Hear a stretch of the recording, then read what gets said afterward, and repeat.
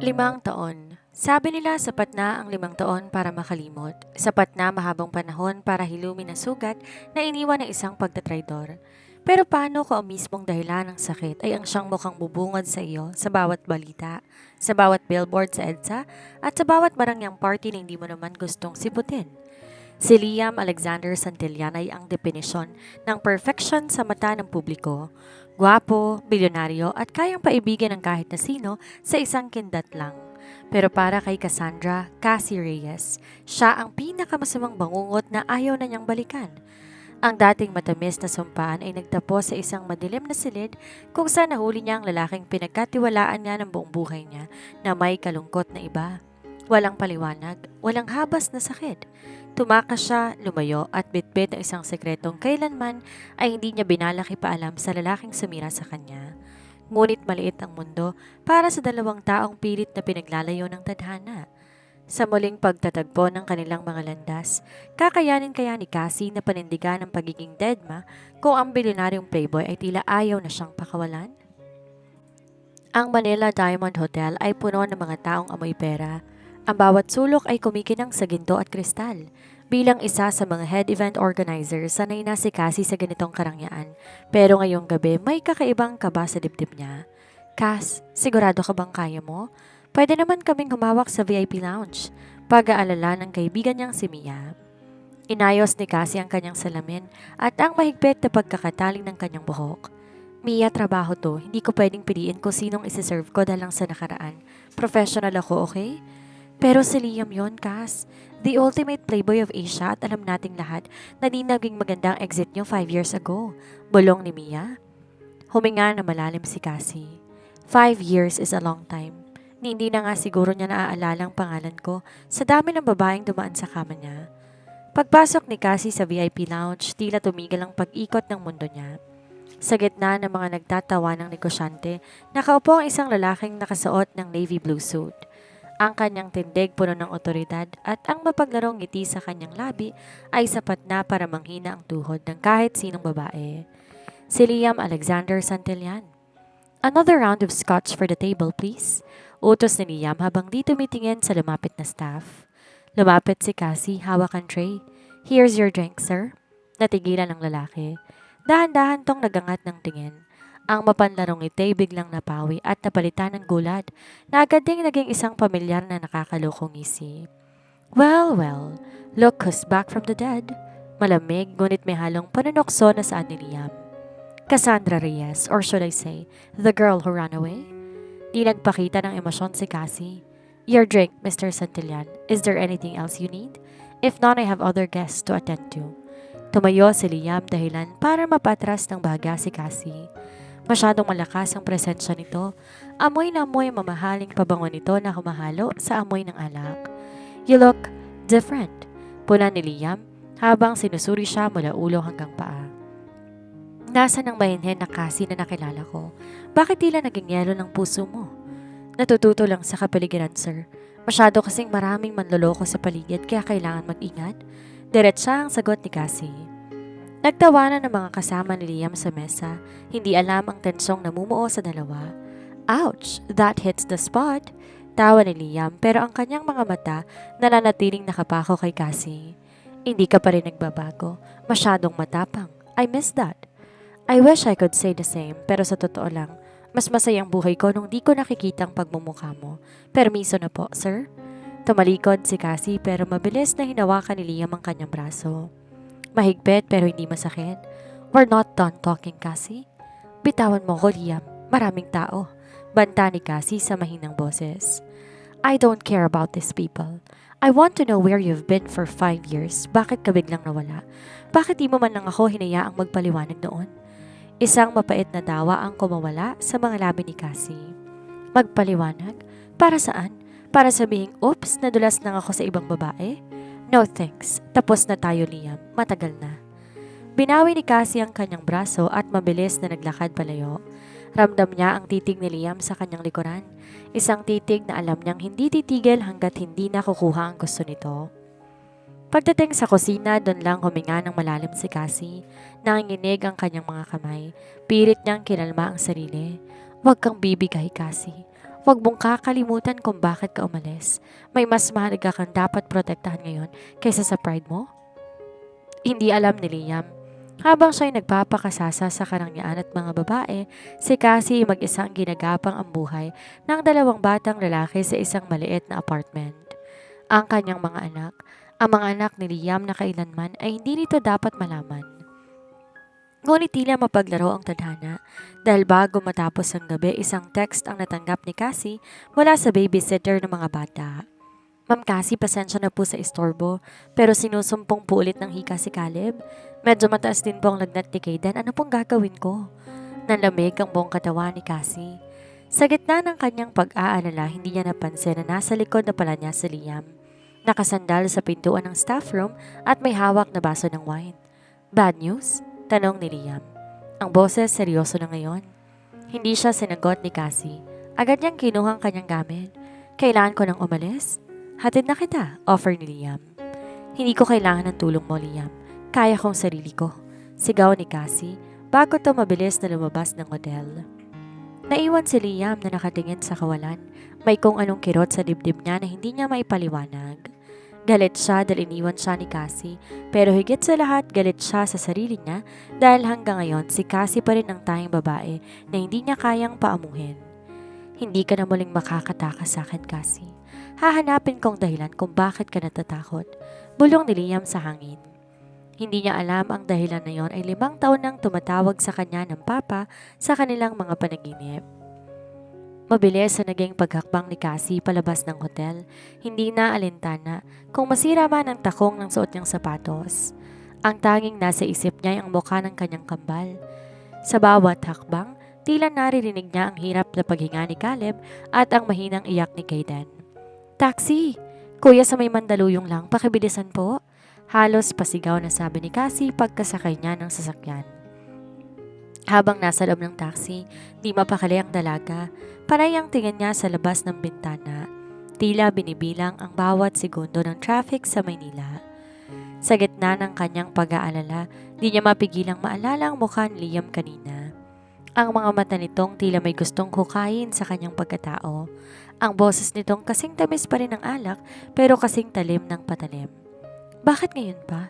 Bulong niya sa sarili habang mariing nakapikit. Pagdating sa kanilang maliit na apartment, agad siyang pumasok at nadatna ng babysitter na si Aling Rosa na karga si Caleb habang hinihimas ang likod nito. Si Kayden naman nakahiga sa sofa, mamula-mula ang pisngi dahil sa lagnat.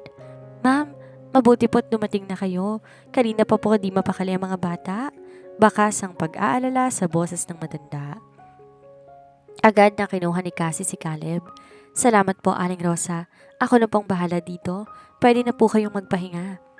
Buong gabi, hindi natulog si Cassie. Nagpapalit-palit siya sa pag-aasikaso sa dalawa. Punas-punas dito, nebulizer doon.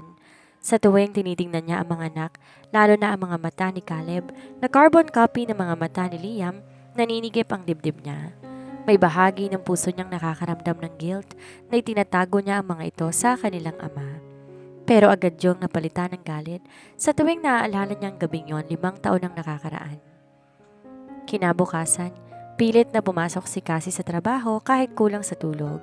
Kailangan niyang sahod, kailangan niyang tip. Ang maintenance ni Caleb sa hika at ang mga gamot ni Kayden, hindi birong halaga. Habang nag-aayos siya ng mga table settings para sa isang luncheon meeting, biglang tumahimik ang paligid. Ang mga katrabaho niya nagsimulang magbulungan at mag-ayos ng mga sarili. Alam na niya ang ibig sabihin nito, may VIP na dumating. Cassie, isang baritonong boses ang tumawag sa kanya mula sa likuran. Hindi na kailangan lumingon ni Cassie para malaman kung sino yon.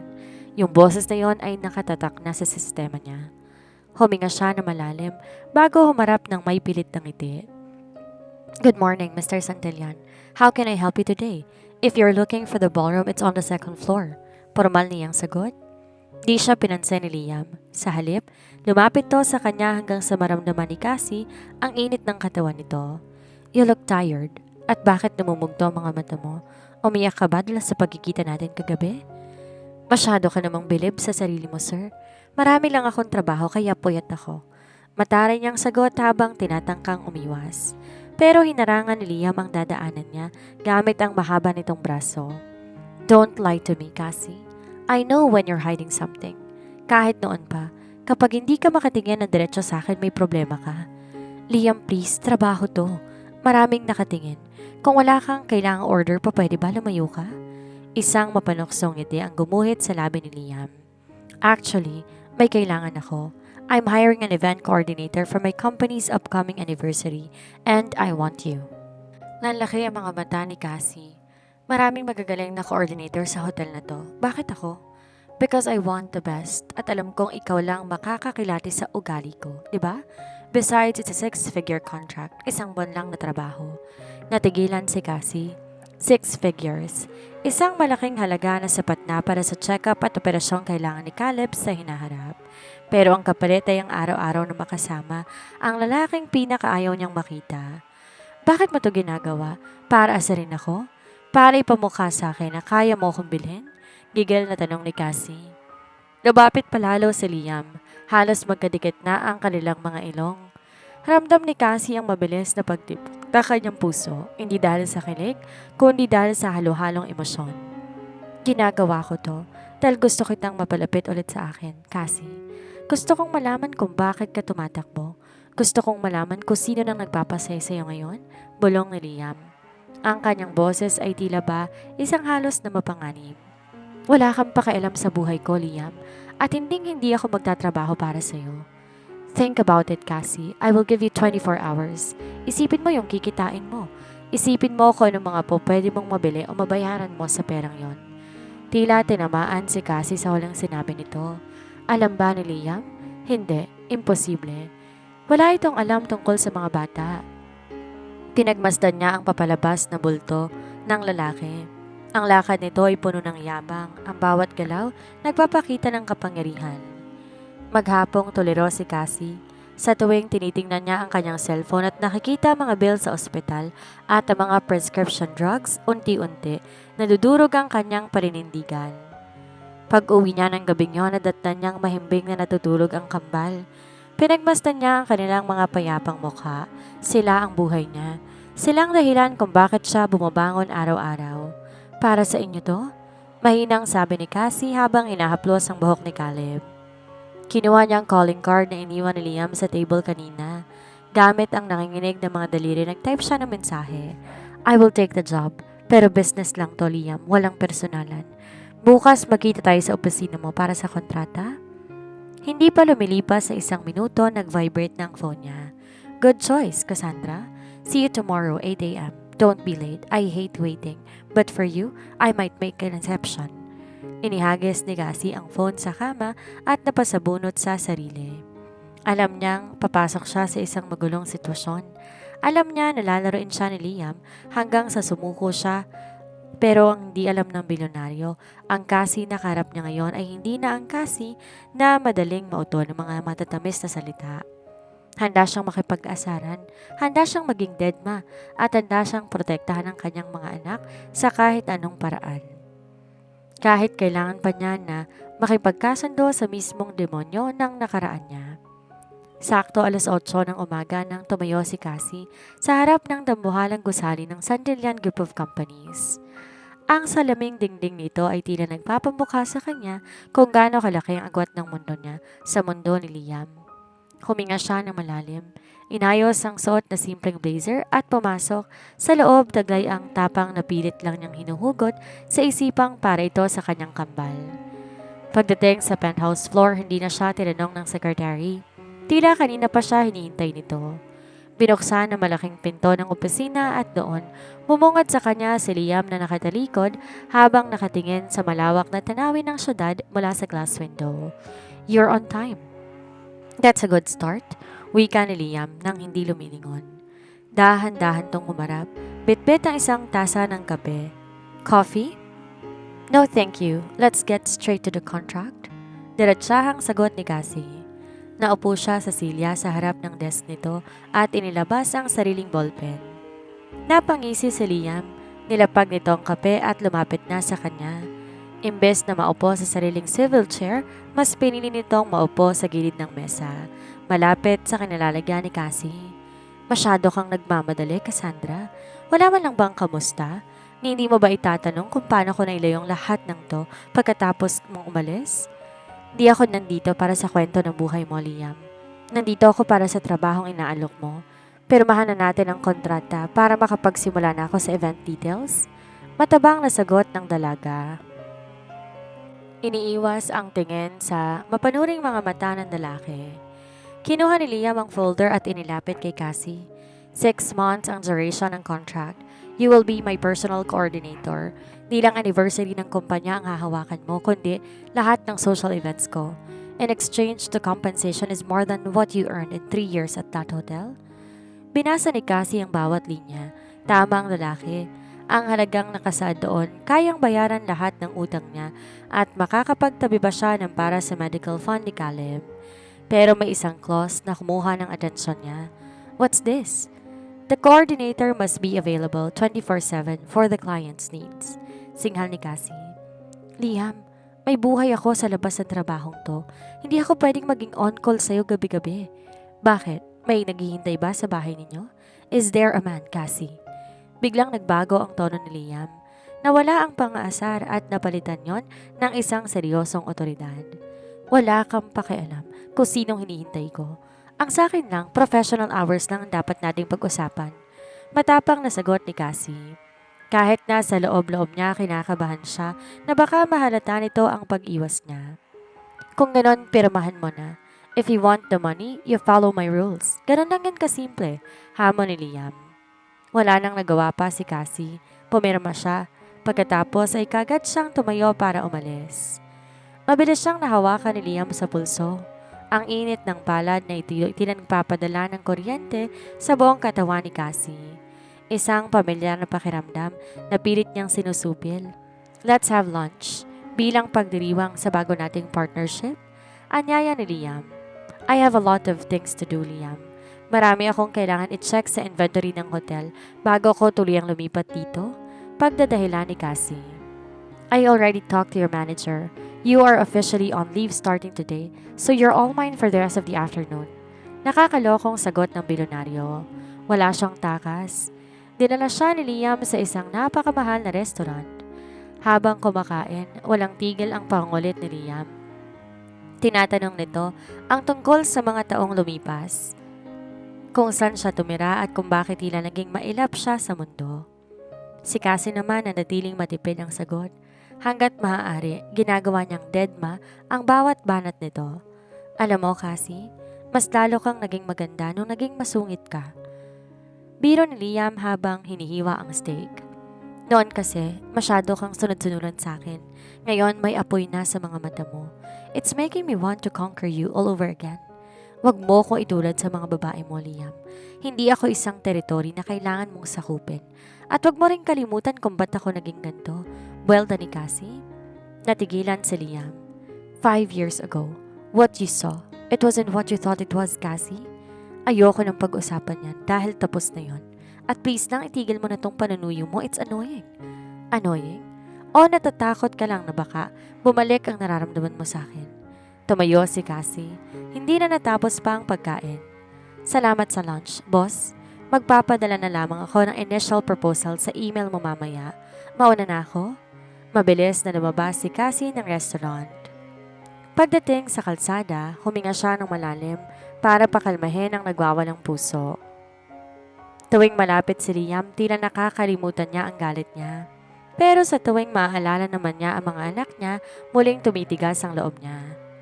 Kinahaponan habang nasa bahay, abala si Cassie sa paggawa ng plano para sa anniversary party ng kumpanya ni Liam. Si Caleb at Caden ay naglalaro lamang sa gilid. Mama, sino po yung picture sa computer? Tanong ni Caden habang nakaturo sa logo ng Centillion Group. Trabaho ni Mama yan, anak. Isang malaking kumpanya, sagot ni Cassie. Mama, look, he looks like me. Sabi naman ni Caleb habang itinuturo ang isang maliit na news clip sa gilid ng screen kung saan makikita ang picture ni Liam. Napatigil si Cassie. Kinilabutan siya sa sinabi ng anak. Kinuha niya ang salamin at pinagtabi ang mukha ni Caleb at ang litrato ni Liam sa screen. Ang hugis ng panga, ang korba ng labi at ang malalalim na mga mata. Isang maliit na bersyon ni Liam si Caleb. Agad niyang isinara ang laptop. Hindi anak, marami lang talagang magkakamukha sa mundo. Sige na, maglaro na kayo doon. Gabi-gabi ganon ang nangyayari. Sa araw, kailangan na tiisin ni Cassie ang presensya ni Liam na laging nakabantay sa bawat galaw niya sa opisina. Laging naghahanap ng kung ano-anong dokumento, laging gusto na sumama sa mga site inspection at laging gumagawa ng paraan para mahawakan man lamang ang kamay niya o malanghap ang buhok niya. "You're working too hard, Cassie. Relax," sabi ni Liam isang hapon habang nasa gitna sila ng isang ballroom na i-renovate. Bigla, pinatay ni Liam ang mga ilaw at tanging liwanag lamang mula sa bintana ang natitira. "Ano ba, Liam? Buksan mo nga yung ilaw?" Ines na sigaw ni Cassie. Pero sa dilim nararamdaman niya ang mga bisig ni Liam na yumayakap sa kanya mula sa likod. Sinandal ni Liam ang baba nito sa balikat ni Cassie. "Just for a minute, Cassie. Let's pretend we're back in college. Yung wala pang sakit, wala pang pera, wala pang gulo. Yung tayo lang dalawa." Bulong ni Liam. Pumikit si Cassie. Sa isang iglap naramdaman niya ang kaligtasan sa mga bisig nito. Pero agad ding rumihistro sa isipan niya ang imahe ni Liam na may kahalikang ibang babae noon. Mariin niyang itinulak ang lalaki. "Hinding-hindi na maibabalik ang dati, Liam. At hinding-hindi ko makakalimutan ginawa mo." Lumabas si Cassie ng ballroom. Iniwan si Liam sa dilim. Hindi niya alam na si Liam ay napasandok sa pader. Sa sobrang frustration, desidido ang bilyonaryo na makuhang muli si Cassie, pero habang tumatagal nararamdaman niya ang pader na nakaharang sa pagitan nila. Isang pader na hindi lang galit ang bumubuo kundi isang malaking lihim na hindi pa niya natutuklasan. Lumipas sa mga linggo at tila naging isang laro ng pusa at daga ang ugnayan ni Cassie at ni Liam. Sa bawat araw na lumilipas, mas lalong nagiging agresibo si Liam sa panunuyo. Di na lang ito limitado sa mga banat at tingin. Nagsimula na siyang magpadala ng mga bulaklak sa opisina na agad namang pinamimigay ni Cassie sa mga janitress. Nagpapadala din siya ng mamahaling lunch na hindi naman ginagalaw ni Cassie dahil mas pinipili nito ang kumain ng baon niyang kanin at ulam sa pantry. Isang hapon, habang abala si Cassie sa pag-aayos ng sitting chart para sa grand anniversary, pumasok si Liam sa kanyang maliit na workspace. May dala tong isang velvet box. "I have something for you," saad ni Liam. Ang boses ay malambing at puno ng kasabikan. Hindi nag-angat ang tingin si Cassie. "Liam, busy ako. Kung tungkol yan sa catering, nakaset na yung tasting bukas." "It's not about work, Cassie. Look at this." Nilapag ni Liam ang box sa ibabaw ng kanyang mga papeles. Nang buksan ito, kuminang ang isang pares ng diamond earrings. Simple lamang to pero kitang-kita ng halaga ay katumbas na ng ilang buwan na sahod ni Cassie. "Ibalik mo yan sa pinagbilhan mo," malamig na sabi ni Cassie. "Why? It's just a gift. I saw it and I thought it would look perfect on you." "Di ako tumatanggap ng suhol, Liam. At hindi ako isa sa mga starlets o model mo na nadadaan mo sa alahas. Kung akala mo mapapalambot mo ko dahil bilyonaryo ka, nagkakamali ka. Mas lalo mo lang pinatutunayan na wala kang alam tungkol sa akin." Huminga ng malalim si Liam. Halatang pinipigilan ng Ines. "Bakit bang hirap mong abutin ngayon? Noon kahit isang pirasong kwek-kwek lang ibigay ko sa iyo, ang tamis na ng ngiti mo. What happened to that, Cassie?" "Namaya pa na siya, Liam. Kasabay ng pag-alis ko sa buhay mo. Namatay na rin yung tanging Cassie na tangang naniniwalang ikaw ang knight in shining armor niya. Ang kaharap mo ngayon, isang babaeng marami ng pinagdaanan, kaya please, itigil mo ng panunuyo mo dahil wala ka nang babalikan." "Hindi ako naniniwala," giit ni Liam. Lumapit siya, hinawakan na magkabilang balikat ni Cassie. "Nakikita ko sa mga mata mo, Cassie. Galit ka, oo. Pero ang galit kapag nangmamahal. Kung wala ka nang nararamdaman, dapat wala ka na ring pakialam. Pero bakit sa tuwing lumalapit ako, nag-iiwas ka ng tingin? Bakit tuwing hinahawakan kita, nanginginig ka?" "Nanginginig ako sa diri, Liam. Kaya bitawan mo na ako?" Pilit na kumawala si Cassie. "Liar!" bulong ni Liam. Akmang hahalikan siya nito nang bigla na lamang tumunog ang cellphone ni Cassie. Mabilis siyang kumalas at sinagot ang tawag. Nanlamig siya nang marinig niya ang boses ni Aling Rosa sa kabilang linya. "Ma'am Cassie, si Caleb po. Hindi na po makuha sa nebulizer. Hirap na po siyang huminga. Namumula na rin po ang mukha niya. Tila naman nabuhusan ng malamig na tubig si Cassie. Nawala ang kanyang tapang, nawala ang kanyang pagiging matatag. Ang tanging nararamdaman niya ay ang matinding takot. Ano? Opo, Aling Rosa, papunta na ako. Dalhin niyo lang po siya sa pinakamalapit na klinik at susunod na po ako. Nanginginig na sabi ni Cassie. What happened? Tanong ni Liam, bakas ang tunay na pag-aalala sa mukha. Sino ba si Caleb? Bakit ka natataranta? Hindi na siya narinig pa ni Cassie. Nagmamadali itong kumuha ng bag. Muntik pang mahulog ang mga gamit niya sa sahig. Kailangan ko nang umalis. May emergency? I will drive you, deklara ni Liam. No, hindi po pwede, sigaw ni Cassie. Hindi pwedeng makita ni Liam ang mga bata, hindi pa ngayon, hindi sa ganitong sitwasyon. Cassandra, look at yourself. You're shaking. Hindi ka makakapag-drive o makakapag-commute ng maayos sa lagay na yan. Whatever it is, I'm helping you. No arguments. Hinalit ni Liam ang kamay niya at kinaladkad siya patungo sa elevator. Habang nasa loob ng sasakyan, walang tigil ang pag-iyak ni Cassie sa passenger seat. Panay ang dial niya sa cellphone para kamustahin ang anak. Si Liam naman kahit nagtataka kung sinong Caleb ang tinutukoy ni Cassie, nakatuon lang sa kalsada. Pinaharurot niya ang kanyang sports car, pilit iniiwasan ng bawat traffic. Sino siya, Cassie? Is he your boyfriend? Di na napigilang itanong ni Liam. Masakit sa kanya na isiping may ibang inaalala si Cassie ng ganito katindi. Hindi. Anak ko siya, Liam. Anak ko siya? Sa wakas ay naamin na ni Cassie. Bagaman hindi niya sinabi na anak dito ni Liam, tila tumigil ang mundo ni Liam sa narinig. May anak si Cassie? May asawa na ba to? Habang tumatagal, mas lalong bumibigat ang pakiramdam niya. Pero sinantabi niya ang selos dahil nakikita niya halos mawalan na ng hininga si Cassie sa pag-aalala.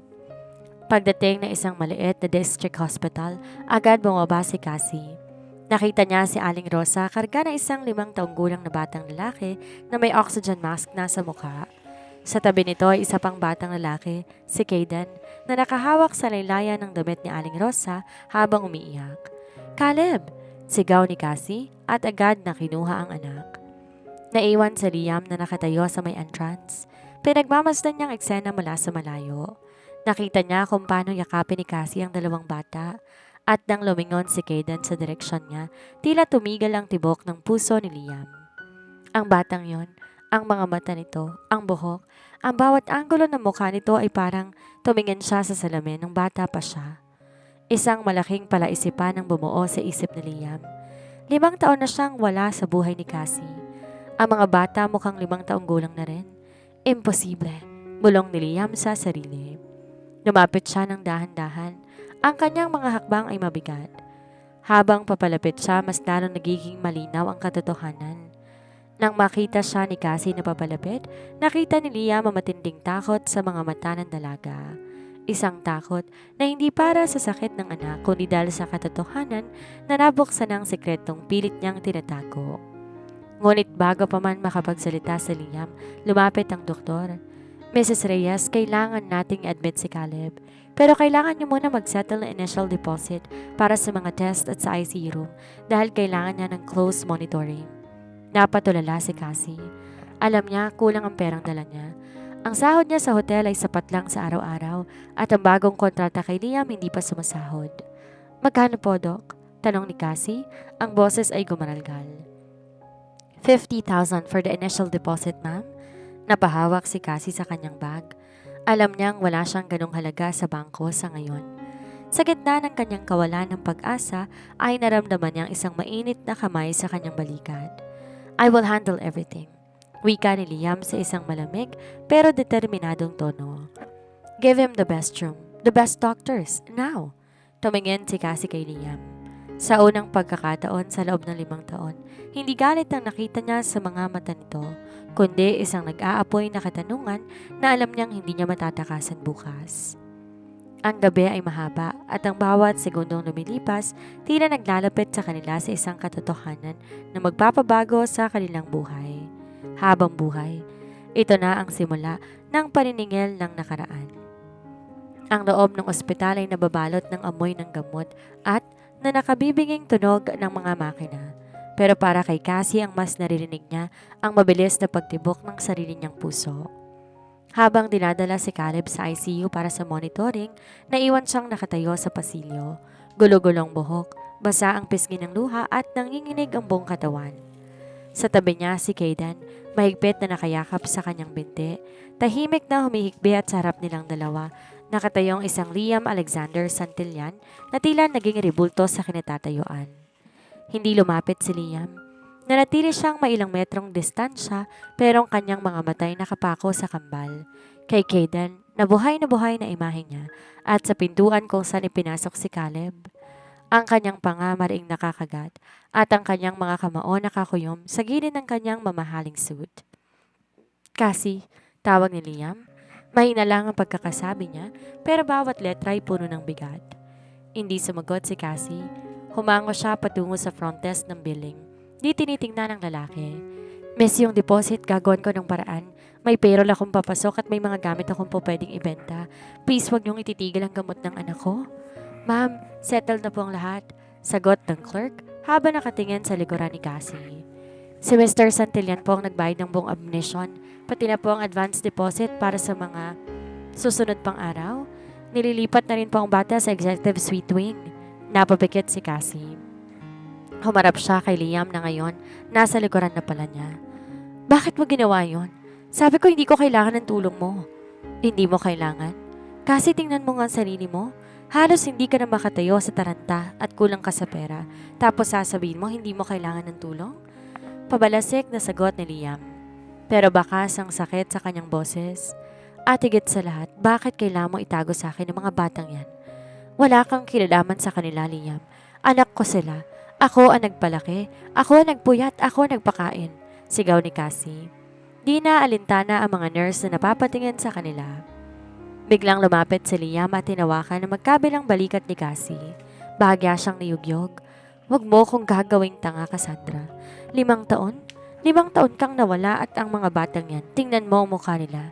Tingnan mo ang mga mata nila.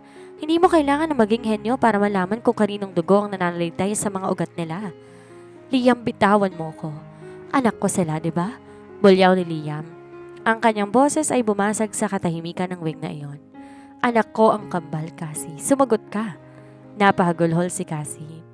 Ang lahat ng tatag na binuo niya sa loob ng 5 taon ay gumuho sa isang saglit.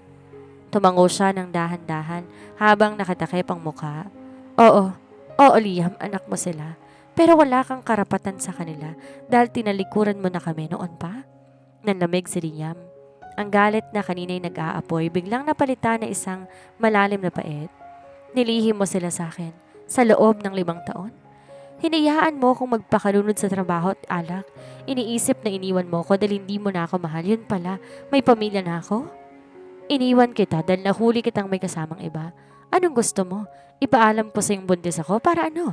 Para maging isa lang kaming obligasyon sa buhay mong puno ng babae at party? You should have told me. Pagsusumamo ni Liam, ang kanyang mga mata ay nagsisimula na ring mangilid ng luha. Kahit gaano ko kagago noon, hindi ko tatalikuran ng mga anak ko. Pinagkaitan mo ko kasi. Pinagkaitan mo ko ng pagkakataong makitang unang hakbang nila, marinig ang unang salita nila. Pinagkaitan mo ko ng 5 taon ng buhay ko. At pinagkaitan mo rin ako ng pangarap nung niloko mo ko, ganti ni Cassie. Sandaling naghari ang katahimikan. Tanging ang mahinang iyak ni Kayden na ngayoy karga na ni Aling Rosa sa malayo ang naririnig. Napasandal si Liam sa pader, sapo ang kanyang noo. Di niya alam kung matutuwa ba siya dahil may mga anak siya o magagalit dahil sa laki ng nawalang panahon. Nang lumabas ang doktor mula sa ICU, pareho silang napatayo ng tuwid. The patient is stable for now. Ang asthma attack na agapan at ang lagnat bumababa na dahil sa IV antibiotics. We will monitor him for another 24 to 48 hours. Nakahinga na maluwag si Cassie. Halos mapaluhod siya sa pasasalamat. Pero bago pa siya makapagsalita, naramdaman niyang malamig at seryosong aura ni Liam. Mula sa araw na to, tapos na ang pagtatago mo, Cassie, deklarasyon ni Liam. Ang boses niya ay wala ng bakas ng pang-aasar. Ito ang bilyonaryong si Liam Santillan na nakukuhang lahat ng gusto niya. Anong ibig mong sabihin?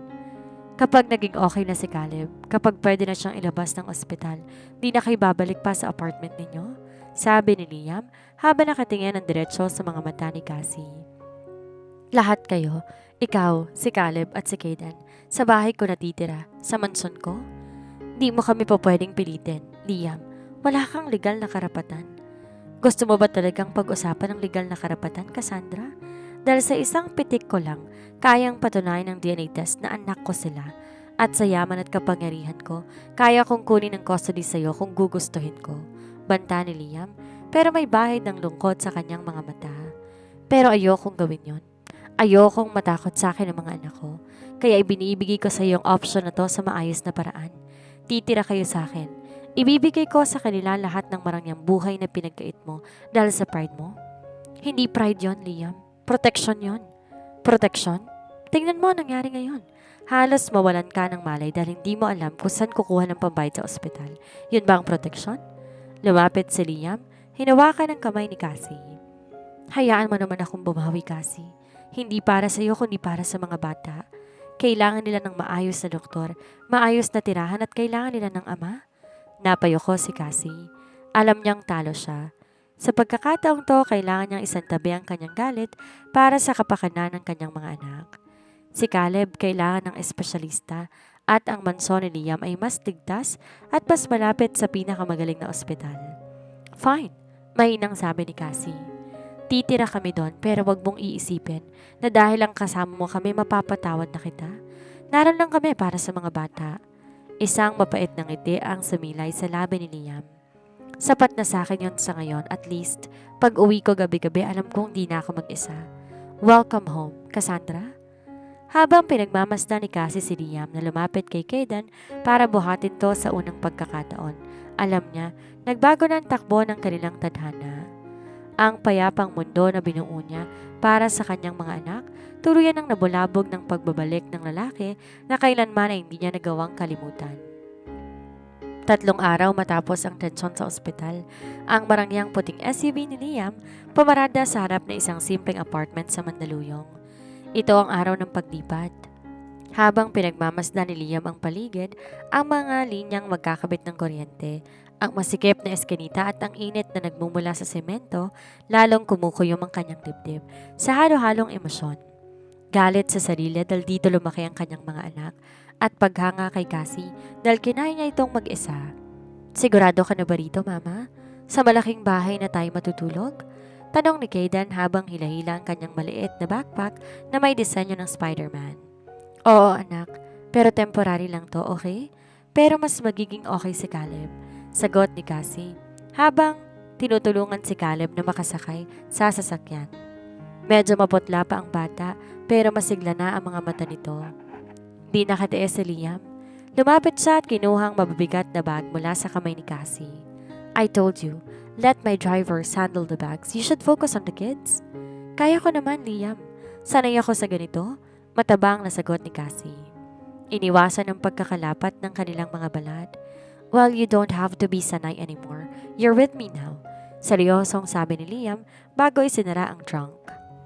Ang biyahe patungo sa Forbes Park ay balot ng katahimikan, maliban sa mga excited na bulungan ng kampal habang nakatingin sa labas ng bintana.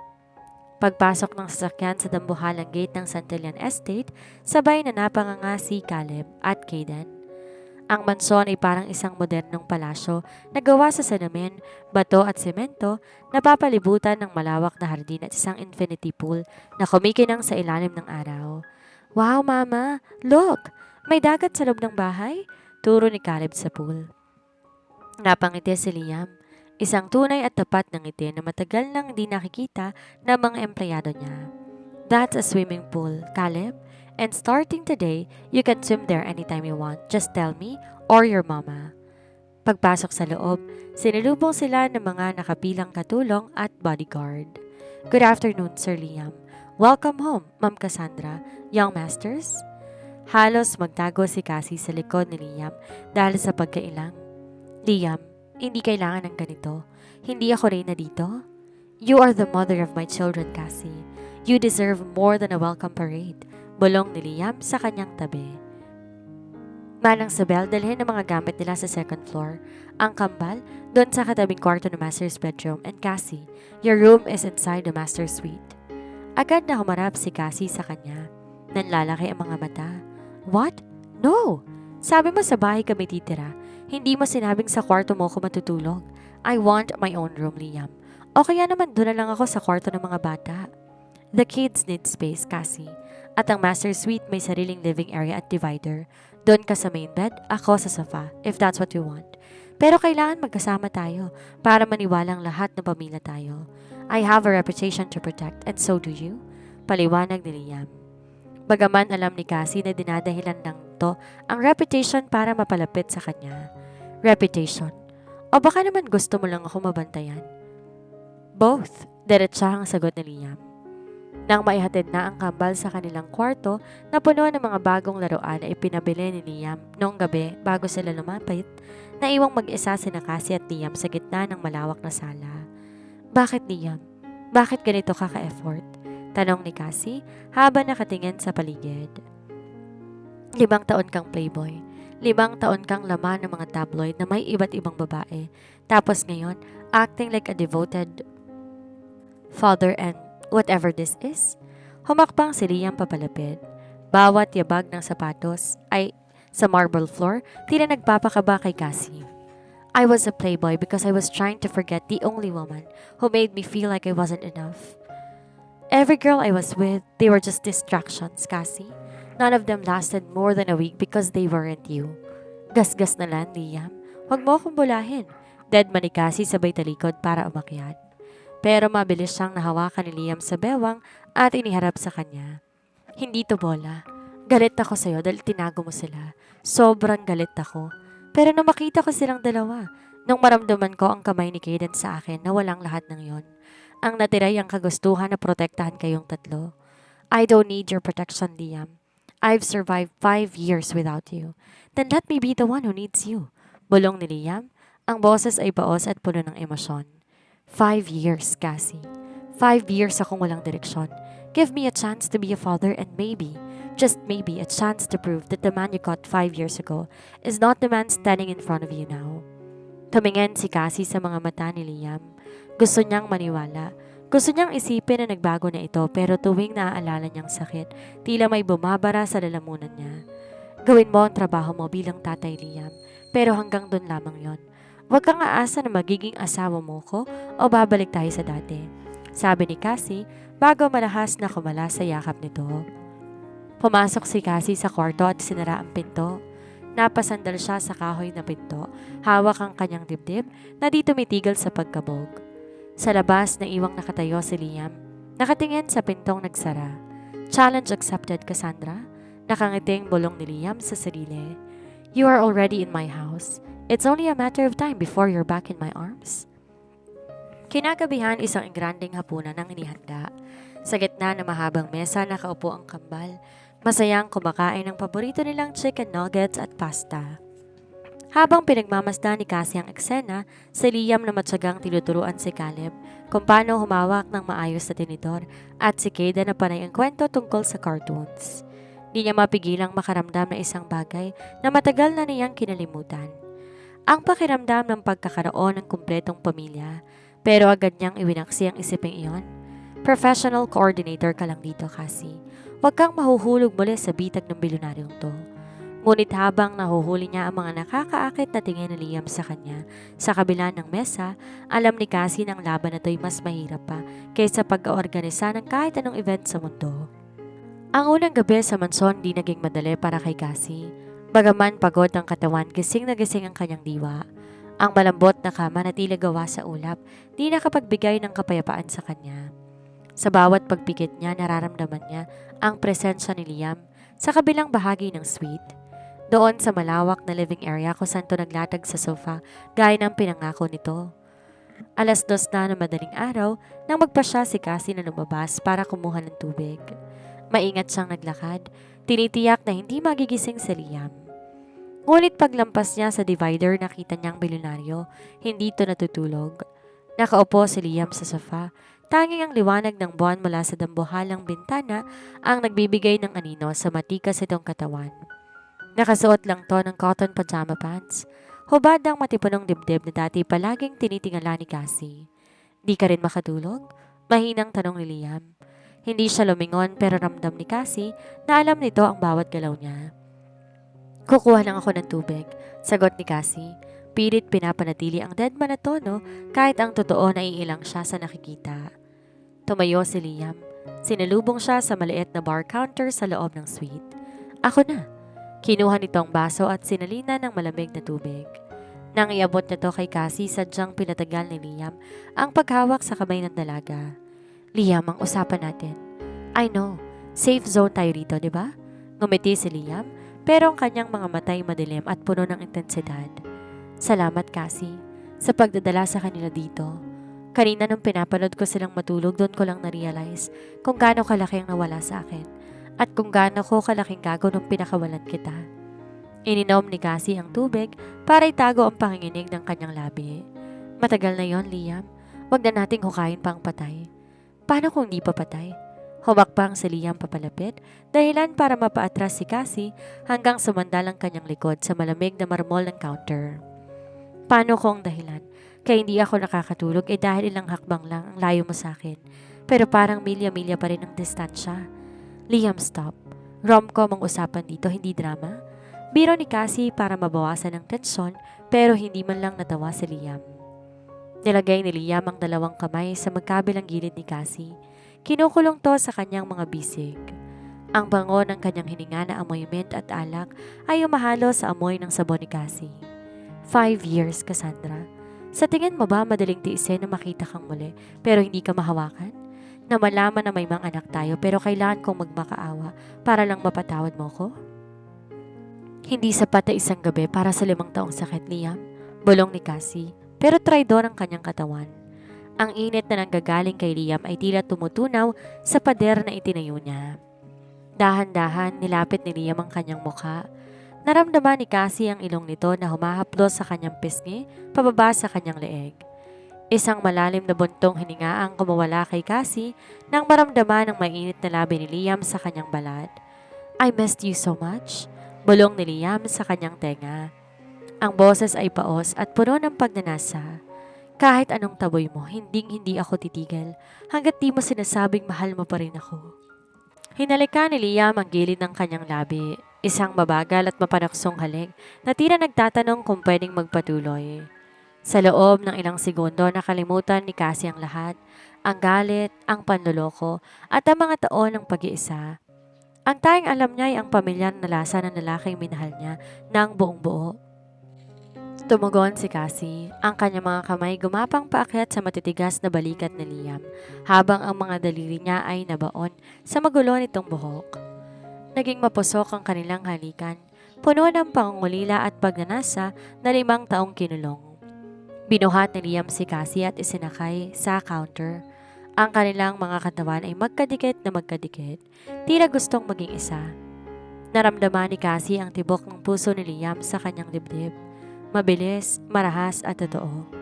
Sa bawat haplos si Liam sa kanyang dibdib, sa kanyang bewang, tila sinusunog ito ang lahat ng pag-aalinlangan niya. Ngunit sa gitna ng init, isang imahe ang rumihistro sa isip ni Cassie. Ang imahe ni Liam ay may ibang babae sa kama. Marahas na itinulak ni Cassie ang dibdib ni Liam. Humahangos siyang bababa sa counter. Gulo-gulo ang suot na pantulog at namumula ang mga labi. No, hindi to tama, hingal na sabi ni Cassie. Cassie, please. Akmang lalapit si Liam pero itinaas ni Cassie ang kanyang kamay. Hindi dahil nakatira kami dito, ibig sabihin ay pwede mo na akong makuha ulit. Liam, ang halik na yon ay dahil lang sa bugso ng damdamin. Pero ang tiwala ko, wala pa rin yon. Huminga ng malalim si Liam. Sinusubukang pakalmahin ang nagawalang sistema. Tumingin siya kay Cassie na may halo ng pagsisisi at determinasyon. Gagawin ko lahat para maibalik yon, Cassie. Kahit abutin pa ng 5 taon ulit, hindi ako susuko. Matulog na tayo, Liam. May trabaho pa tayo bukas. Malamig na sabi ni Cassie bago mabilis na bumalik sa loob ng kwarto at nilak ang pinto. Naiwan si Liam sa dilim. Hinaaplos ang kanyang mga labi na lasang-lasa pa rin si Cassie. Alam niya na ang gabing yun ay isang tagumpay at pagkatalo ng sabay. Napatunayan niyang may nararamdaman pa rin si Cassie pero napatunayan din niyang ang sugat na iniwan niya ay mas malalim pa sa inaakala niya. Kinabukasan naging usap-usapan sa buong mansyon ang pagiging extra attentive ni Liam. Siya mismo nag-asikaso sa almusal ng kambal at panay ang sulap niya kay Cassie na pilit siyang dinededma habang nagbabasa ng schedule ng anniversary event. Mama, bakit po namumula ang labi mo? Polosong tanong ni Kayden habang kumakain ng pancake. Nabilaukan si Cassie. Agad siyang uminom ng tubig habang si Liam naman nakakalokong napangisi. Baka nakagat lang ng lamok ang mama mo, Kayden. Isang malaking lamok na ayaw siyang tantanan. Biro ni Liam habang nakatingin ng diretso kay Cassie. Liam? Saway ni Cassie, namumula ang buong mukha. What? I'm just answering the kid's question. Tawa ni Liam. Sa kabila ng asara na ramdam ni Cassie na unti-unti nang nagbabago ang ihip ng hangin. Pero hanggat hindi niya natutuklasan ang buong katotohanan sa likod ng pagtataksil ni Liam 5 taon ang nakakaraan, mananatili siyang matatag o susubukan niyang manatiling matatag. Ang sumunod na linggo ay naging parang isang masalimuot na sayaw sa pagitan ni Cassie at Liam. Sa loob ng mansyon, pilit pinananatili ni Cassie ang distansya, ngunit sa bawat sulok naroon ang presensya ni Liam. Kung hindi ito nakikipaglaro ng soccer sa kambal sa malawak na garden, makikita tong nakasandal sa pintuan ng kusina habang pinapanood si Cassie na nagluluto. Isang bagay na di naman kailangan gawin ng dalaga dahil may mga chef pero ginagawa pa rin niya para masigurong masustansyang kinakain ng mga bata. You know, you don't have to do that. Puna ni Liam isang hapon habang naghihiwa si Cassie ng mga gulay para sa chop suey. Lumapit ang bilyonaryo, tinanggal ang kanyang coat at tinupi ang manggas ng kanyang puting polo. May 3 chef tayo na handang sundin ang kahit anong recipe mo. Iba pa rin kapag nanay ang nagluluto, Liam, at isa pa gusto kong malibang. Masyado ko nakakulong sa loob ng mansyon mong to, sagot ni Cassie nang di tumitingin. If you are bored, let's go out. May charity gala sa Sabado and I want you to be my date. Anyaya ni Liam. Kinuhang isang piraso ng hiniwang carrots at kinain niyo ng walang pasabi. Date? Liam, coordinator mo ko, hindi mo ko trophy wife. At isa pa, sino magbabantay sa kambal? Manang Sabel and the security team are more than capable. Besides, Caleb is doing great. Sabi ng doktor, wala na siyang trace ng infection. Kailangan lang ng maintenance. Paliwanag ni Liam. Hinawakan niya ang kamay ni Cassie na may hawak na kutsilyo dahilan para mapatigil ang dalaga. And it's not a date as your boss, it's a date as Liam. Gusto kong ipakilala ka sa mundo bilang babaeng mahal ko. Masyado kang mabilis, Liam. Isang halik lang noong nakarang gabi, mahal na agad. Bulyaw ni Cassie. Pilit binabawi ang kamay pero mas lalong hinigpitan ni Liam ang hawak. It was never just a kiss, Cassie, at alam mo yan. Deadma, bulong ni Cassie at tuluyan ng lumayo. Hindi ako sasama sa gala mo. Marami akong paperworks para sa anniversary. Ngunit hindi si Liam Santillan ang tipo ng lalaki na tumatanggap ng hindi. Pagdating ng Sabado ng hapon, dumating ang isang pangkat ng mga makeup artist at designer sa mansyon. Bitbit ay isang gown na kulay emerald green. What's this? Talong ni Cassie habang nakapamewang sa gitna ng kwarto. Instructions po ni Sir Liam, ma'am. Isusukat niyo raw po ito para sa gala mamayang gabi. Magalang na sagot ng stylist. Gusto sanang tumanggi ni Cassie pero nang makita niya ang kislap sa mata ng kambal habang tinitingnan ng gown, lumambot ang puso niya. Mama, you look like a princess, sabi ni Caleb habang hinahawakan ang tela ng gown. Wear it, Mama, please, dagdag ni Kayden. Dahil sa pakiusap ng mga anak, sumuko si Cassie. Nang lumabas siya ng kwarto makalipas ang 2 oras, tila nagdiwanag ang pasilyo. Ang emerald green na gown ay hapit sa kanyang katawan. Nagpapakita ng korba na tila mas gumanda pa matapos ang 5 taon. Ang kanyang buhok ay nakaupdo, nilalantad ang kanyang mahabang leeg. Sa paanan ng hagdan naghihintay si Liam. Nakasuot ito ng itim na tuxedo na lalong nagpa-emphasize sa kanyang tikas at kapangyarihan. Nang makita niya si Cassie, tila nalimutan ng bilyonaryo kung paanong huminga. Napabitaw siya sa hawak niyang wine glass. Buti na lang at nasambot yon ng isang butler. Wow! Tanging nasabi ni Liam. Lumapit siya at inialay ang kanyang braso. You are breathtaking, Cassandra. Huwag mo ko masyadong titigan, baka matingaw ako. Biro ni Cassie, pilit itinatago ang kaba. Sa loob ng luxury car patungo sa event, ramdam ang tensyon. Hindi mapakali si Cassie, panay ang ayos sa kanyang gown. Relax, sabi ni Liam. Hinawakan ang kanyang kamay at dinala yon sa kanyang mga labi para halikan ang likod ng palad nito. I am right here. No one is going to hurt you. Pagdating sa gala, lahat ng flash ng kamera ay nakatuon sa kanila. Ang usap-usapan mabilis na kumalap. Ang mailap na bilyonaryo ay may kasamang magandang babae na hindi naman kilala sa high society. Habang naglalakad sila, maraming bumabati kay Liam, pero ang atensyon ng lalaki nananatili lang kay Cassie. Is she the new flavor of the month, Liam? Tanong ng isang matandang negosyante habang nakangisi na nakakaloko. Bumigat ang aura ni Liam. Inakbayan niya si Cassie at mas inilapit sa kanya. No, Mr. Lopez. She is Cassandra Reyes, the only woman who ever mattered to me. And hopefully soon, she will be Mrs. Santillan. Nanlaki ang mga mata ni Cassie sa narinig. Liam, ano bang sinasabi mo? Bulong niya habang nakangiti ng pilit sa mga tao. The truth, simpleng sagot ni Liam. Ngunit ang gabi hindi natapos ng payapa. Habang kumukuha ng drink si Liam, isang babaeng nakasuot ng pulang gown ang lumapit kay Cassie. Maganda to, mukhang sophisticada, pero ang mata ay puno ng pait. So, ikaw palang dahilan kung bakit biglang nagbago si Liam, sabi ng babae. I'm Sophia.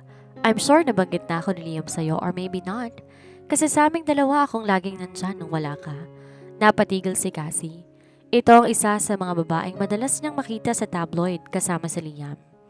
Wala akong pakialam sa nakaraan niyo, miss. Sagot ni Cassie, pilit pinapanatili ang poise. Dapat kang magkaroon ng pakialam. Dahil si Liam, he is a collector, honey. Ngayon ikaw ang paborito niya dahil bago ka ulit sa paningin niya. Pero oras na magsawa siya, babalik din siya sa mga gaya ko. He's a playboy by nature. Don't think for a second that those kids will change him. Bago pa makasagot si Cassie, dumating na si Liam. Alam nitong napansin ng tensyon. Sophia, I told you. I thought you'd stay away from my events. I'm just welcoming your friend, Liam. See you around. Nakakalokong sabi ni Sophia bago lumakad palayo. Nawalan ng gana si Cassie. Ang lahat ng saya at takot, konting tiwalang nabubuo ay tila bula na naglaho. Gusto ko nang umuwi, Liam. Cassie, wag kang makinig sa kanya. Sabi ko, gusto ko nang umuwi. Pasigaw na sabi ni Cassie. Sa loob ng sasakyan pabalik ng mansyon, muling bumalik ang pader sa pagitan nila. Walang nagsasalita. Pagdating sa bahay, agad na bumaba si Cassie at naglakad patungo sa kanilang suite. Ngunit bago niya maisara ang pinto, hinarangan to ni Liam. Cassie, talk to me. Sophia means nothing. Lahat ng babae sa nakaraan ko, wala silang kwenta kumpara sa'yo. Yun na nga ang problema, Liam. Lahat sila wala. Walang kwenta sa'yo. Paano kung makakasiguro na balang araw, hindi rin ako magiging walang kwenta sa paningin mo? Na baka bukas makalawa, mahanap mo na naman ang susunod na flavor of the month. Because you are the mother of my children. Because I love you. Love? Love is not enough, Liam. Trust is what we don't have. Sigaw ni Cassie. Alam mo ba kung gaano kahirap na makita ka kasama ng iba sa loob ng 5 taon habang ako nagpapakapagod para mabuhay ang mga anak natin? Tapos ngayon isang party iisipin mo okay ng lahat? Natahimik si Liam. Nakita niya ang luha na dumadaloy sa pisngi ni Cassie. Doon niya na-realize na ang sugat na iniwan niya hindi lamang basta galit, ito ay trauma. I will prove it to you, Cassie. Araw-araw, oras-oras. Hindi ako mapapagod na ipakita sa iyong ikaw lang. Seryosong sabi ni Liam. Lumapit siya at marahang pinunasan ang luha ni Cassie. Kahit ayaw mo pong maniwala ngayon, sapat na sa akin nandito kayo. I will win you back, Cassandra. Kahit ubusin ko pa lahat ng yaman ko, ang tiwala mo lang ang tanging gusto kong makuha. Hindi sumagot si Cassie. Pero sa pagkakataong ito, hindi niya tinulak ang kamay ni Liam. Hinayaan niya tong haplusin ang kanyang mukha habang sa ilalim ng kanyang pagiging deadma, unti-unti nang nanunumbalik ang pintig na matagal niya nang kinalimutan. Ang gabi ay malamig, pero sa gitna ng kanilang alitan may muling nag-aapoy na pag-asa na baka sa pagkakataong to totoo ng lahat. Ang sumunod na araw matapos ang gala ay tila isang malaking pagsusulit para sa kanilang dalawa. Naghari ang katahimikan sa loob ng mansyon, ngunit hindi itong nakabibiging katahimikan ng galit, kundi ang katahimikan ng 2 taong natatakot sa bilis ng tibok ng kanilang mga puso. Dahil weekend walang pasok sa opisina, sinubukan ni Cassie ituon lahat ng atensyon sa kambal. Nag-set up siya ng isang maliit na art station sa malawak na terrace ng mansyon kung saan nagpipinta ang mga bata gamit ng watercolors. Ngunit kahit anong pilit niyang mag-focus, palaging nahuhulog ang kanyang tingin sa dulo ng pool kung saan naroon si Liam. Nakasuot lamang ng swimming shorts habang may kausap sa telepono para sa isang mahalagang business deal. Mama, look! Green ang sky ko! Oh." Proud na pakita ni Caleb sa kanyang gawa. Ang ganda naman anak, unique. Pilit ang ngiti ni Cassie pero ang isip niya ay lumilipad pabalik sa haplos ni Liam noong nakarang gabi. Nang matapos ang tawag ni Liam, lumapit to sa kanila. Ang mga butil ng tubig na dumadaloy sa matitikas itong abs, tila nagpapakulo sa dugo ni Cassie. Agad siyang nag-iwas ng tingin at uminom ng juice. Cassie, we need to talk. Tungkol sa anniversary event. Simula ni Liam habang pinupunasan ang kanyang buhok gamit ang tuwalya. Gusto kong i-move ang location. I want it to be more private. Liam, nakabook ng hotel. Maraming cancellation fees kung ililipat pa natin. Sagot ni Cassie sa kanyang profesional na tono. I don't care about the fees. I want it to be held here, sa garden ng mansyon. It's a celebration of 5 years of the company, but for me, it's a celebration of your return. Lumapit si Liam at naupo sa tabi ni Cassie, sapat na malapit para maamoy niya ang klorina at ang natural na bango ng lalaki. Huwag mong ihalo ang personal sa trabaho, Liam. Dead man na nga ako sa mga banat mo, pati ba naman sa logistics ng kumpanya, idadamay mo pa ako? I am the boss, remember?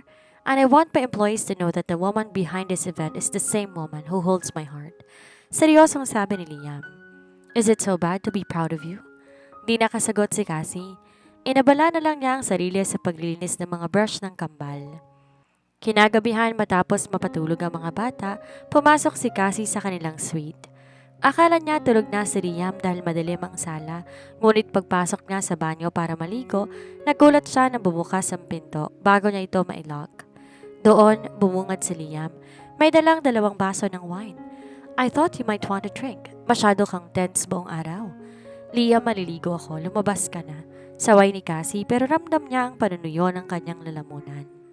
Hindi lumabas si Liam. Sa halip, sinara nito ang pinto at ibinaba ang wine sa marble counter. Ang banyo ay malaki. Pulo ng liwanag mula sa mga scented candles na tila kanina pa tinanim ni Liam doon.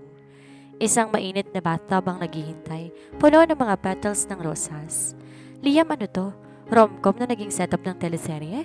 Biro ni Cassie, pilit na tinatago ang kaba. Gusto lang kitang i-relax, Cassie. You've been carrying the world on your shoulders for 5 years. Let me take care of you tonight. Bulong ni Liam. Lumapit si Liam sa likuran ni Cassie, dahan-dahang hinawakan ang zipper ng kanyang suot na dress. Naramdaman ni Cassie ang bawat daliri nito na humahaplos sa kanyang balat. Tila bawat touch may dalang kuryente. Hindi nakagalaw si Cassie. Ang kanyang paninindigan unti-unting natutunaw gaya ng kandila sa paligid nila. Liam, ang tanging naiwika niya. Shh! Just tonight, Cassandra. No past, no playboys, no lies, just us. Bulong ni Liam sa kanyang tenga bago itinanim ang isang malambot na halik sa kanyang balikat. Nang tuluyang mahulog ang dress ni Cassie, binuhat siya ni Liam at dahan-dahan inilubog sa mainit na tubig ng tub. Sumunod na pumasok si Liam. Ang kanilang mga katawan ay magkadikit sa ilalim ng mabangong tubig. Sa loob ng ilang sandali, tila tumigil ang mundo. Ang init ng tubig at ang init ng katawan ni Liam ay naghalo-halo, lumilika na isang atmosfera na puno ng tensyon at pagnanasa. Hinalikan ni Liam si Cassie, isang halik na hindi lang mapusok kundi puno ng pangungulila. Ang bawat haplos ni Liam sa kanyang bewang ay tila hita sa ilalim ng tubig, nagpapalimot kay Cassie sa lahat ng dahilan kung bakit siya dapat magalit. Ang mga kamay ni Cassie kumapit sa leg ni Liam, hinihilat to papalapit, tila ayaw nang pakawalan. Mahal kita, Cassie, higit pa sa yaman ko, higit pa sa buhay ko, paos na sabi ni Liam sa pagitan ng mga halik. Di sumagot si Cassie gamit ang salita, kundi gamit ang kanyang mga aksyon. Sa gitna ng steam at bango ng rosas muli, nagliyab ang apoy na 5 taong sinubukang patayin ng distansya. Ang gabing yon ay naging saksi sa muling pag-iisa ng 2 pusong sugatan. Ang bawat galaw ay puno ng emosyon, bawat ungol ay tila ba isang paghingi ng tawad at pagtanggap. Sa sandaling yon, walang playboy na Liam at walang nagtatagong Cassie.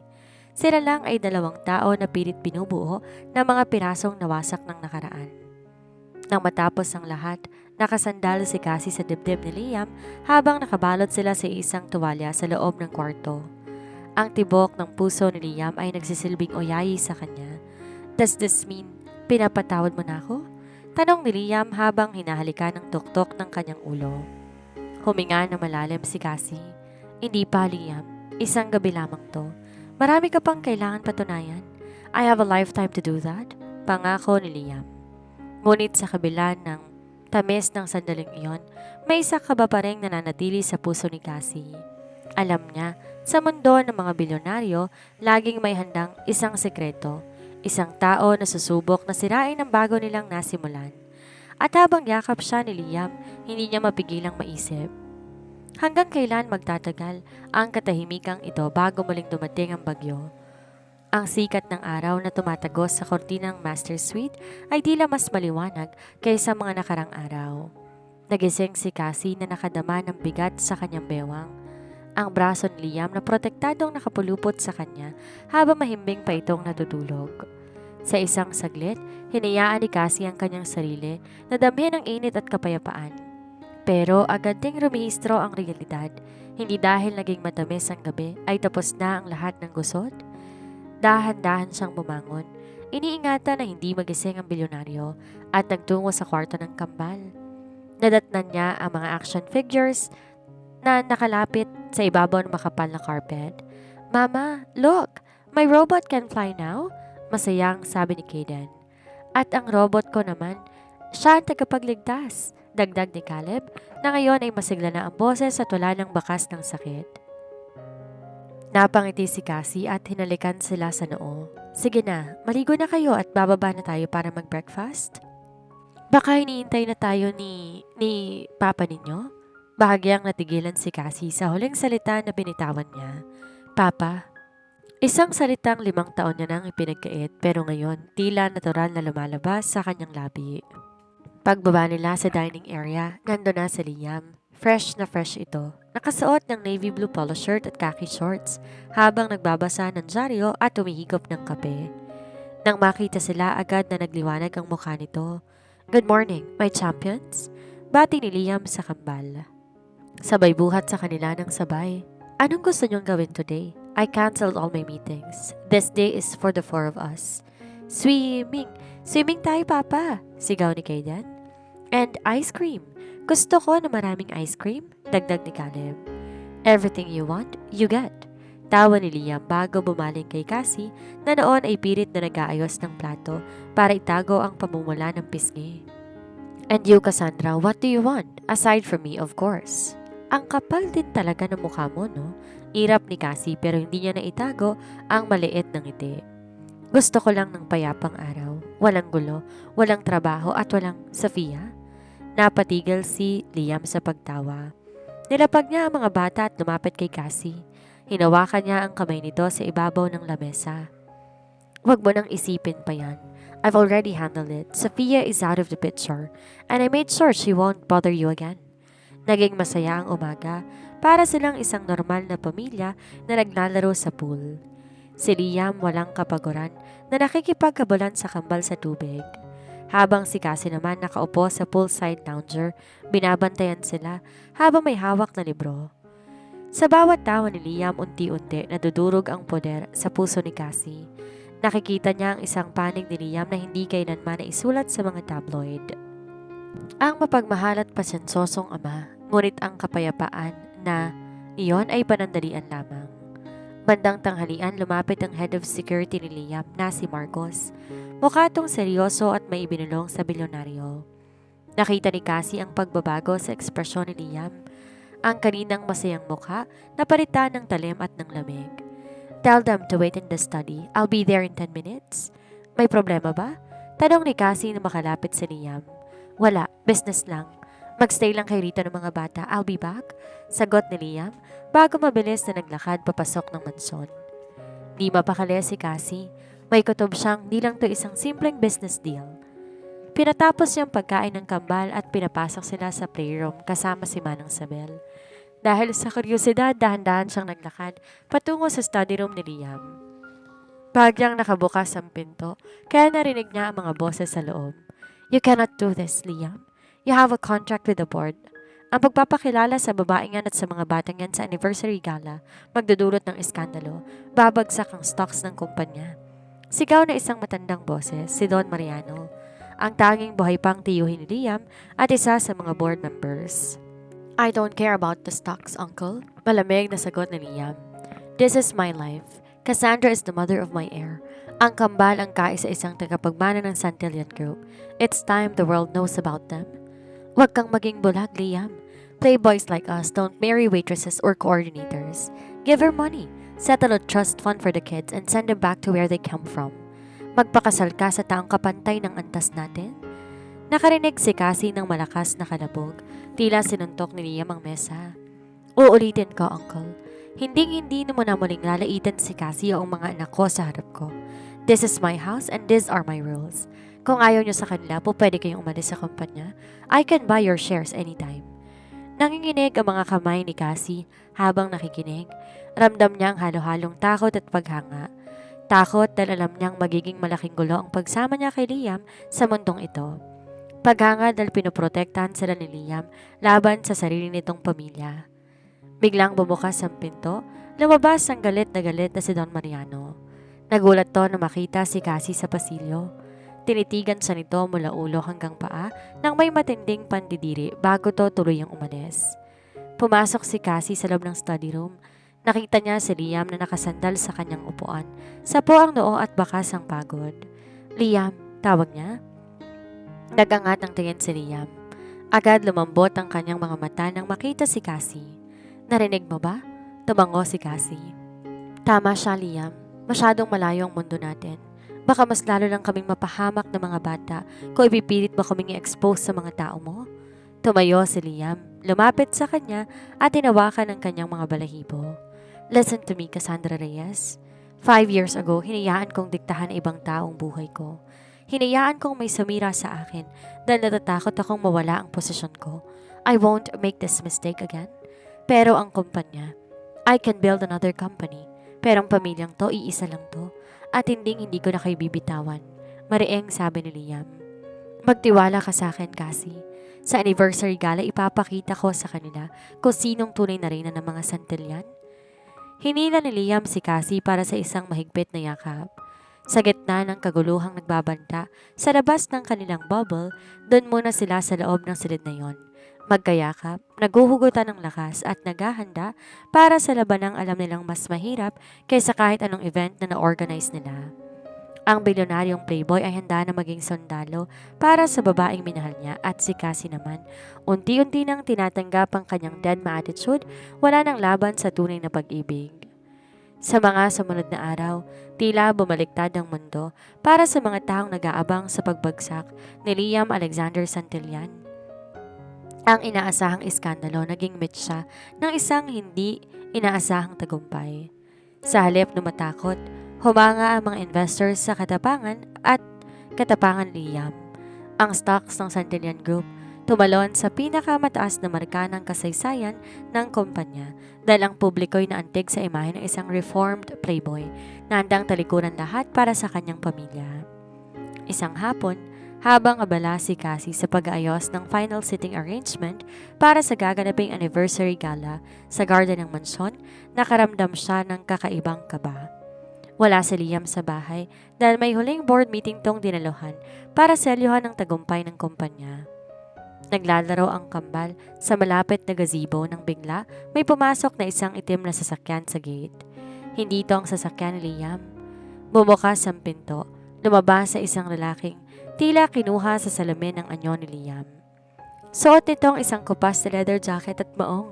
Medyo magulo ang buhok at may hawak na sigarilyo. Nang makita siya ni Cassie, napatayo ang dalaga. Ang pintig ng puso niya ay bumilis pero hindi ito ang pamilyar na kaba na nararamdaman niya kay Liam. Ito ay kaba ng takot. Liam? Tawag ni Cassie pero nanatili siyang nakatayo sa malayo. Lumingon ang lalaki. Ang kanyang mga mata kasing talim ng kay Liam pero may halong dilim at pait na hindi niya nakikita sa kanyang Liam. Ngumisi ang lalaki. So, you're the woman that he's been hiding. Sabi ng lalaki, Ang boses halos kapareho ni Liam, pero may kakaibang gaspang. Sino ka? Tanong ni Cassie. Unti-unting lumalapit sa kambal para protektahan ng mga ito. Hindi mo ba ako nakikilala, Cassandra? 5 taon na bang nakalipas simula nang huli tayong magkita sa kondo ni Liam? Yung gabing umiiyak ka habang nakikita mo ko na may kahalikang iba? Nanigas si Cassie sa kinatatayuan niya. Ang kanyang utak ay tila nag-short circuit. Anong sinasabi mo? Si Liam ang nandoon. Mali. Tawa ng lalaki habang dahan-dahang lumalapit. I'm Lucas, Liam's twin brother. Ang kapatid na itinago ni Don Mariano sa abroad dahil sa gulo ng buhay ko. Liam didn't want the world to know that he had a twin who has a mess.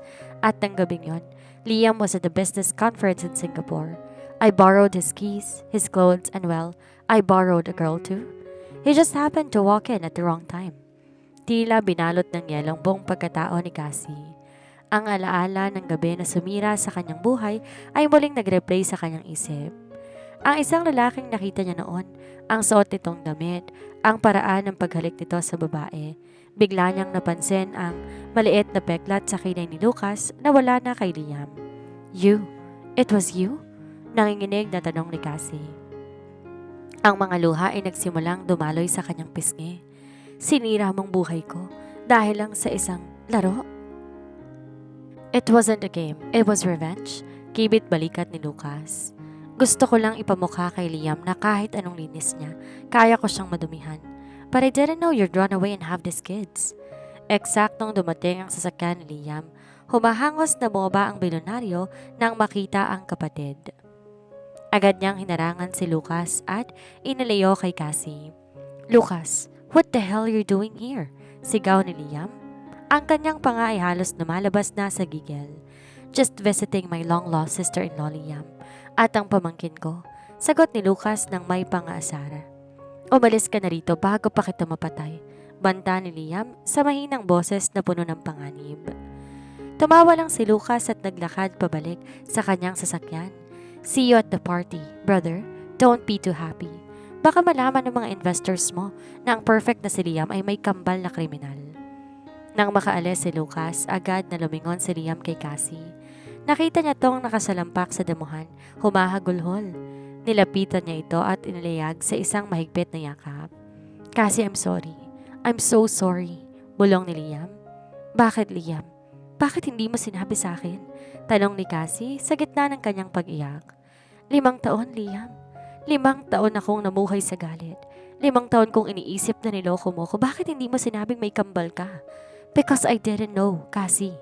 Pagsasumamo ni Liam. Ang kanyang mga mata ay basa na rin ng luha. I swear to God, I didn't know about that night. Hindi ko alam na pumunta siya sa kondo ko nung wala ako at nang umalis ka akala ko ayaw mo na talaga sa akin dahil sa pagiging playboy ko. Ang tungkol kay Lucas, tinago siya ni Tito Mariano simula nung bata pa kami dahil sa mga gulo niya. Kamakailan ko lang nalaman na bumalik siya ng Pilipinas. Napatingin si Cassie sa mga mata ni Liam. Doon niya nakita ang katotohanang matagal na niyang hinahanap. Ang sakit, ang pangungunila, at ang katapatan, lahat yon naroon. Ang galit na tinanim niya sa loob ng 5 taon, biglang napalitan ng isang matinding pagsisisi. I missed 5 years of my life with you because of a mistake, because of a lie that wasn't even yours. Hagulhol ni Cassie habang sinisiksik ang mukha sa dibdib ni Liam. I'm here now, Cassie. We're here now, sabi ni Liam habang hinahalikan ng kanyang noo. Hindi na mahalaga kung sinong may kasalanan. Ang mahalaga alam na natin ang totoo at hindi ko hahayaan na muli tayong sirain ng kahit na sino kahit kadugo ko pa. Sa loob ng mansyon, habang pinapanood nila ang kambal na naglalaro, naramdaman ni Cassie ang isang kakaibang gaan sa kanyang loob. Ang pait tuluyan ng naglaho, ang isang kakaibang pag-aan sa kanyang loob. Ang pait napalitan ng determinasyon na bawiin lahat ng panahon na nawala sa kanila. Liam, tawag ni Cassie habang nakasandal sa balikat ng lalaki. Mahal kita. At sa pagkakataong to wala ng dedma, wala ng takot.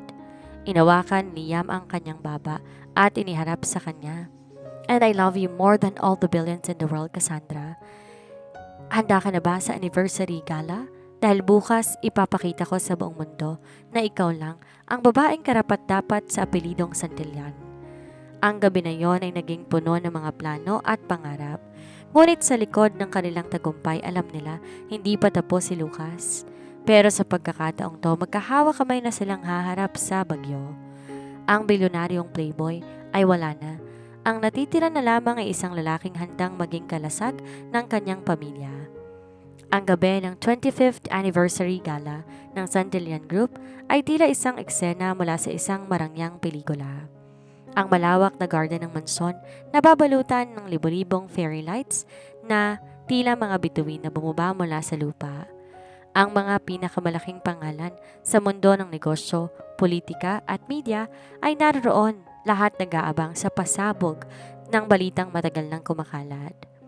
Sa loob ng master suite, tinitingnan ni Cassie ang kanyang sarili sa salamin. Nakasuot siya na isang custom-made silk gown na kulay midnight blue na lalong nagpalitaw sa puti ng kanyang balat. Wala nang salamin sa kanyang mga mata at ang kanyang mukha ay siningitan ng simpleng makeup na nagbibigay din sa kanyang natural na ganda. "You look like a dream," bulong ni Liam na pumasok sa kwarto. Nakasuot to ng charcoal gray tuxedo, ang buhok maayos na nakastyle at ang kanyang mga mata ay nagniningning sa paghanga. "Liam, kinakabahan ako. Paano kung gumawa na eksena si Lucas?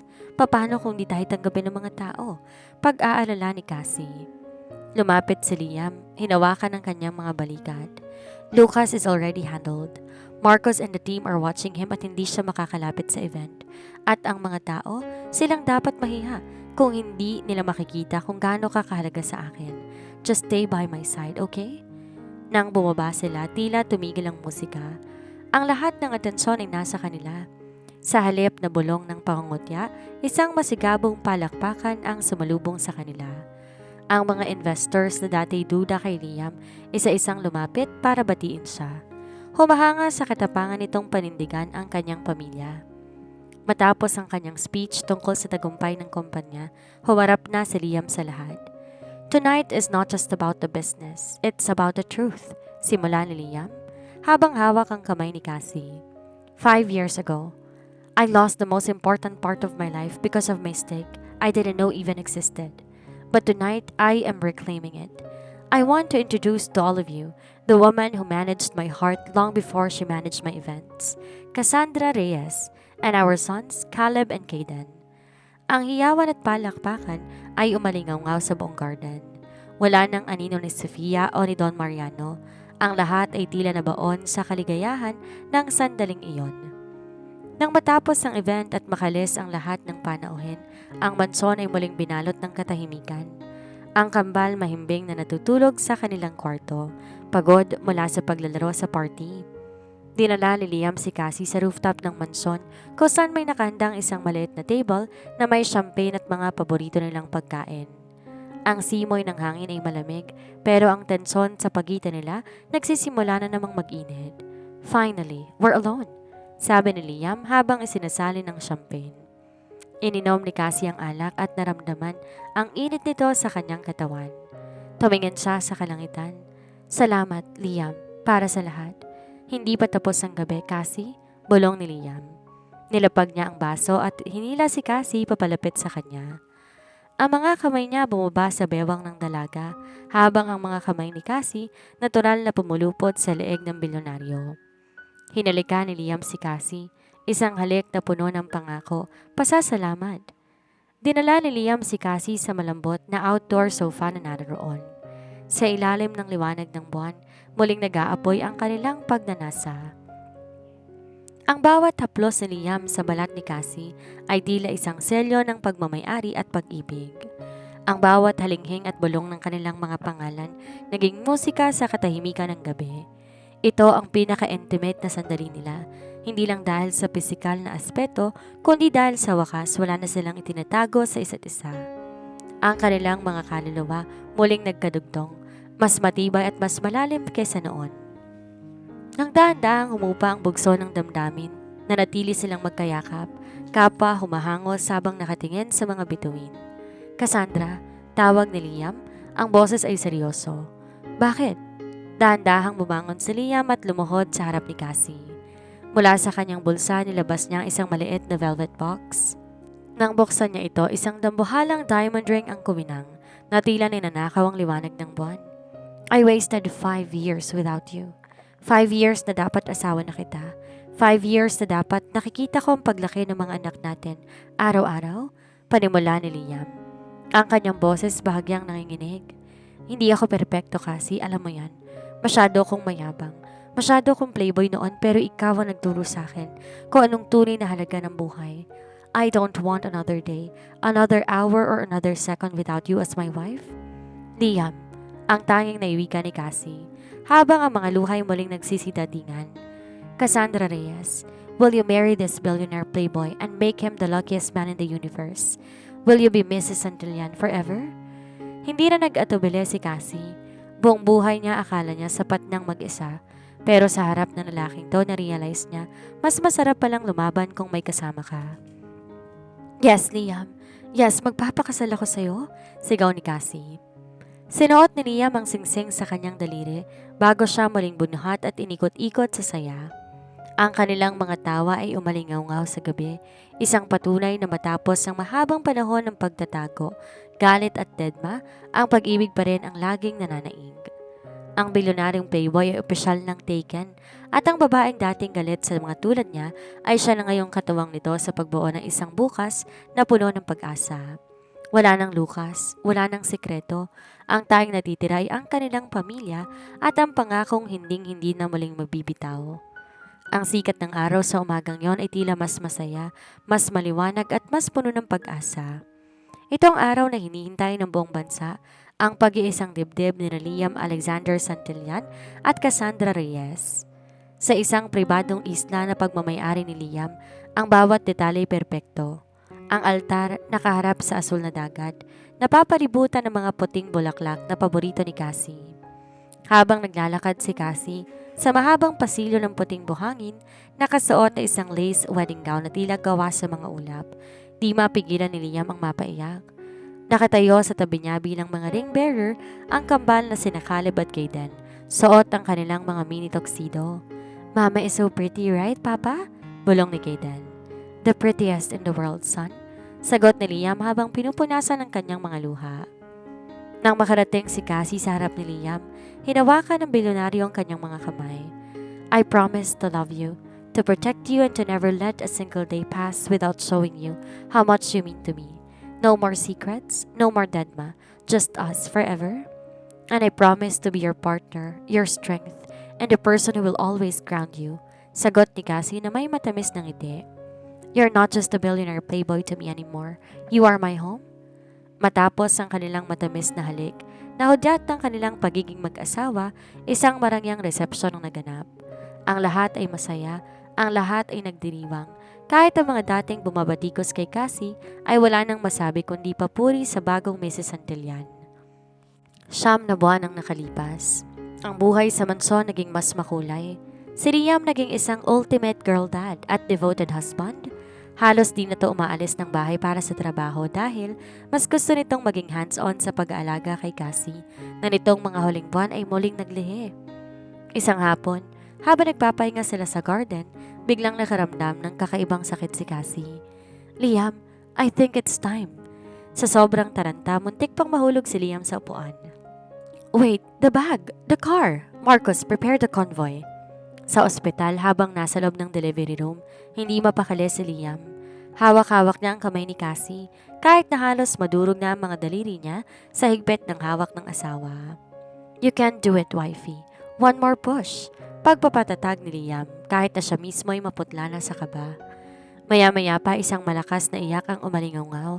It's a healthy baby girl, deklara ng doktor. Naiyak si Liam sa tuwa.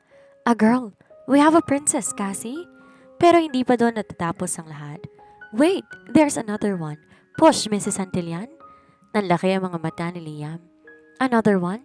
Doc, wait, is this a prank? Makalipas ang ilang minuto, isa pang malakas na iyak ang narinig. Congratulations, Mr. and Mrs. Santillan. It's another set of twins. 2 beautiful baby girls. Nanahimik ang paligid para kay Liam. Tinitigan ng dalawang sanggol na hawak ng mga nurse. Pagkatapos tumingin siya kay Cassie na kahit pagod ay nakangiti sa kanya. Ang kanyang utak tila nag-overload. Mula sa dalawang makulit na lalaki ngayon, may dalawa pang munting prinsesa, 4 na anak, 4 na santilyan. Liam, are you okay? Tanong ni Cassie. Di na nakasagot si Liam. Unti-unti, naging malabo ang paningin niya. Naramdaman niya ang pangangatog ng kanyang tuhod at sa isang iglap, hinimatay ang bilyonaryong si Liam Alexander Santillan sa sahig ng delivery room. Sir Liam! Sigaw ng mga nurse habang nagmamadaling asikasuhin ang hinimatay na ama. Natawa na lang si Cassie sa gitna ng kanyang pagod. Kahit kailan talagang drama mo, Liam. Epilogue. Makalipas ang ilang taon, ang mansyon ng mga Santillan ay hindi na lang simbolo ng yaman, kundi simbolo ng isang maingay at masayang pamilya. 4 na bata ang nagtatakbuhan sa malawak na garden. Ang kambal na sina Caleb at Kayden na ngayon ay mga binatilyo na at protektado sa kanilang mga kapatid, at ang kambal na babae na sina Lian, Liana at Lilian na carbon copy naman ni Cassie. Si Liam, bagaman mas busy na ngayon sa pagbabantay sa kanyang mga anak kaysa sa stocks ay wala nang mahihiling pa. Nakatayo siya sa balcony, yakap si Cassie mula sa likuran habang pinapanood ang kanilang mga anak. Sinong mag-aakala na ang isang playboy na katulad ko magtatapos sa ganitong kaguluhan? Bulong ni Liam sa tenga ni Cassie. Yun ay dahil pinatunayan mo na ang tunay na bilyonaryo hindi nasusukat sa pera, kundi sa dami ng pag-ibig na binibigay niya sa pamilya niya. Sagot ni Cassie bago to humarap at tinalikan ng kanyang asawa. Ang kwentong nagsimula sa galit, pagtatago at dedma ay nagtapos sa isang walang hanggang I love you. At sa mundong puno ng laro at pera, nahanap ni Liam at Cassie ang kanilang tunay na kayamanan, ang isa't isa. Wakas!